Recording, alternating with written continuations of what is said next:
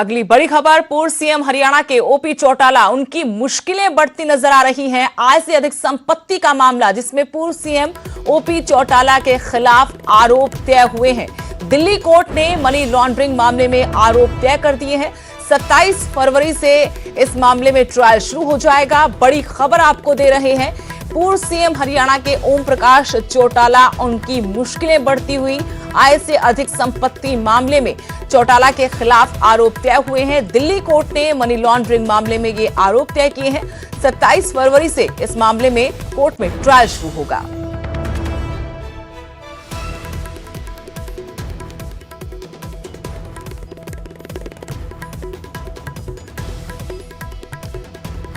पूर्व CM OP Chautala की मुश्किलें बढ़ती हुई बड़ी खबर आपको बता रहे हैं। आय से अधिक संपत्ति का मामला जिसमें उनके खिलाफ कोर्ट ने आरोप तय कर दिए हैं। दिल्ली कोर्ट ने मनी लॉन्ड्रिंग के मामले में आरोप तय किए हैं और 27 फरवरी से बकायदा इस मामले में ट्रायल होगा। यानी पूर्व मुख्यमंत्री हरियाणा के ओम प्रकाश चौटाला, उनके लिए एक और बड़ी मुश्किल आन खड़ी हुई है। आय से अधिक संपत्ति के मामले में जो आरोप तय हुए हैं, दिल्ली कोर्ट ने मनी लॉन्ड्रिंग के मामले में ये आरोप तय किए हैं। अगली बड़ी खबर, सर्वदलीय बैठक में किसानों का मसला उठा। किसान आंदोलन पर केंद्र सरकार का बयान कि सरकार बातचीत के लिए हमेशा तैयार। अभी भी किसानों के पास सरकार का प्रस्ताव है। आज सर्वदलीय बैठक थी और इस बैठक में विपक्षी दलों की तरफ से ये मुद्दा उठाया गया क्योंकि किसान 2 महीने से ज्यादा वक्त से दिल्ली की सरहदों पर डटे हुए हैं। 3 कृषि कानूनों के खिलाफ उनकी सरकार से मांग है। इसी को लेकर अब जो ये मुद्दा उठाया सर्वदलीय बैठक में, तो वहां सरकार का किसान आंदोलन पर यह महत्वपूर्ण बयान, कहा कि सरकार बातचीत के लिए हमेशा तैयार है। अभी भी किसानों के पास सरकार का प्रस्ताव है। माननीय प्रधानमंत्री जी ने अंत में दिशा निर्देश देते हुए ये कहा है कि जो डिस्कशन के लिए, नेगोशिएशन के लिए 22, 23 को हमारा एग्रीकल्चरल मिनिस्टर श्री नरेंद्र सिंह तोमर जी ने जो उन्होंने ऑफर किया था, हम डिस्कशन के लिए तैयार है। अगर आप डिस्कशन फर्दर कंटिन्यू चाहते हैं तो मैं एक फ़ोन कॉल पे अवेलेबल हूँ। जो स्टेटमेंट जो उनको कम्युनिकेट किया गया था, दैट स्टिल स्टैंड्स गुड।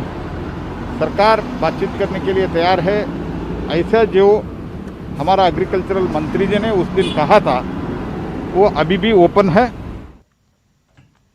चलिए और जानकारी लेंगे, मेरी सहयोगी रंजीता झा इसी खबर पर और जानकारी के साथ जुड़ी है।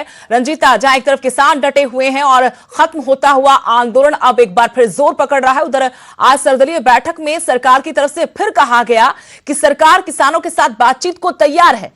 क्या और जानकारी है?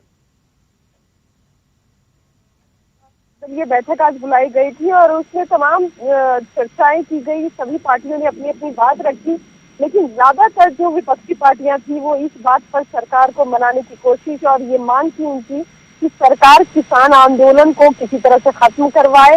किसान लगातार बॉर्डर्स पर डटे हुए हैं और कहीं न कहीं जो गाजीपुर में हुआ उसके बाद लगातार जो किसान आंदोलन है उसको एक नई रफ्तार मिली है। उस पर सरकार की तरफ से ये कहा गया है सर्वदलीय बैठक में, खासकर प्रधानमंत्री के बात की अगर जिक्र की जाए सुदेश, तो उन्होंने ये कहा कि सिर्फ एक कॉल की दूरी है सरकार और किसान के बीच वार्ता पर। सरकार ने एक बार फिर कहा कि जो लास्ट ऑफर दिया गया था, जो 11वें दौर की बैठक हुई थी और उसमें सरकार ने एक ऑफर दिया था किसान संगठनों को, किसानों को, कि 1.5 साल तक वो किसान कानून को लागू नहीं करेंगे, 1.5 साल तक उसे रद्द रखा जाएगा। उस पर अभी भी सरकार बनी हुई है।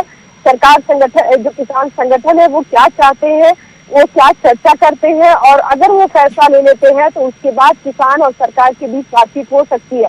ये कहा जाए सुदेश कि एक बार फिर सरकार ने बातचीत का प्रस्ताव जो है वो किसानों के सामने रख दिया है। अब फैसला किसान संगठनों को करना है कि आखिर वो किस इस मुद्दे को लेकर बातचीत करते हैं या फिर अपने एक जो मांग है उनकी कि किसान कानून जो है वो पूरी तरह से रद्द कर दिया जाए, उसी पर डटे रहेंगे।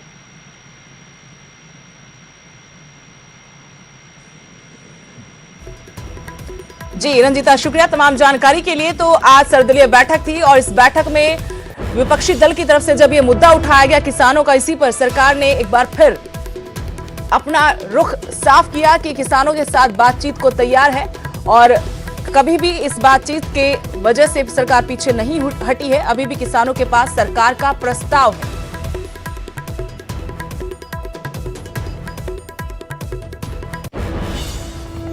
और यहां रुकेंगे छोटे से ब्रेक के लिए।